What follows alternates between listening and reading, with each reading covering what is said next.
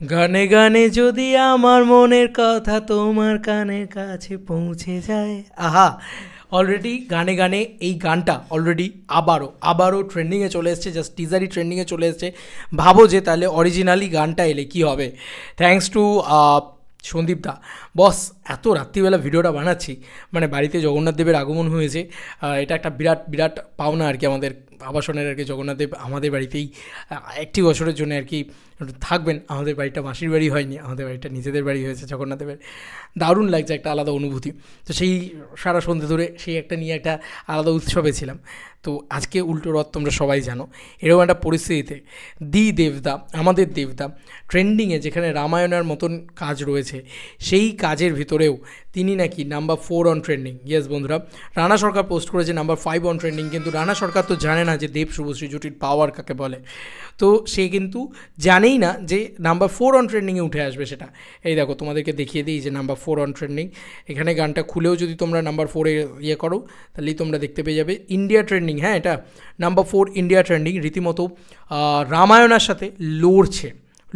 ভাবো, একটা 1,500 কোটি টাকার সিনেমার সাথে নাকি 4 কোটি টাকার সিনেমার লড়ে নাম্বার 4 অন ট্রেন্ডিংয়ে চলে আসে, তাও গোটা ইন্ডিয়া জুড়ে। এটা কিন্তু গোটা ইন্ডিয়া জুড়ে। আমি শুনতে পেলাম যে ধূমকেতুর নাকি যা সমস্ত আসছে সেগুলো বাংলাদেশেও নাকি ট্রেন্ডিংয়ে যাচ্ছে। কি অবাক করা বিষয়!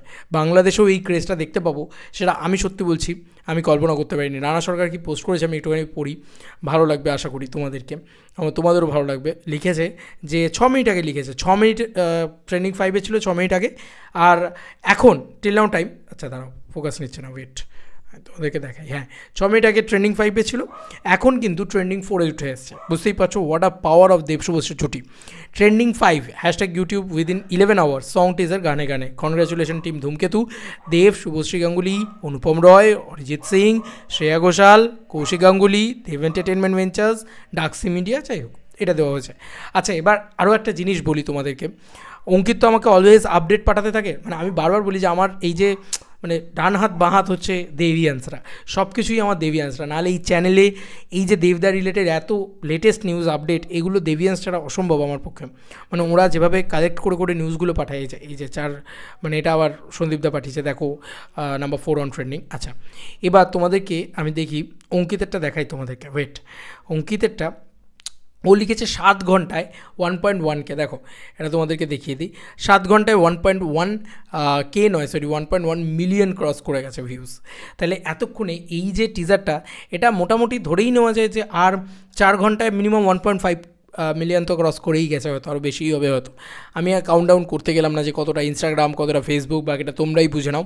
শুধু আমি এইটুকুই বলবো যে আবারও দেবদা এটা প্রমাণ করলো যে দেবদা শুধু এখন বক্স অফিসের বাদশা নয়, দেবদা এখন ট্রেন্ডিং দাও বটে। দেবদার নামের সাথে আবার ওই ট্রেন্ডিং দা ব্যাপারটাকে জুড়ে দিতে হবে। দেবদা ইকুয়ালস টু ট্রেন্ডিং দা, দেব শুভশ্রী জুটি ইকুয়ালস টু ট্রেন্ডিং।